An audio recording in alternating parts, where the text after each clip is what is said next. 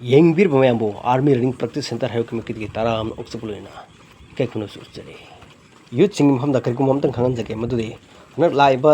August date 27 the Odisada Pangtoka Driba, Air Force Open Recruitment Rally as the signing basing lergadi, Army Running Practice Center Haki Maka the Pizzer number sita, contact Tobiro Aduga Atopamana, BSF, Assam Rifle Sport Kota, Amadi BSF Sport Kota, Normanda. Dressman and technique and the BSF की recruitment lay अजुजी apply तौनिंग बस नाउ सिंह apply तौबी हो मैं हमना वीडियो असिबो यूथ सिंह हम जौन के थमक असुकी मतिक शेयर याम तौसिन बिरमो वीडियो असिना अदोंग की साइस तो कानाबा कितंग पीबो ओरगदी लाइक तौद्रिबा अमदी फॉलो तौद्रिबा सिंह फॉलो तौसिन बिरमो लाइक तौसिन बिरमो कमेंट तौसिन बिरमो अदोंग अपाम दो हाइबिरो मयाम की थमक लाइजर सेंटर नि आर्मी रनिंग प्रैक्टिस सेंटर हाइरो November third pangthok the territorial army ki physical training hojare masidi yawningba pamsasing lergadi yawbi hagani ngasimak lingsin birau adong gidamak laizerba center ni army running practice center hairo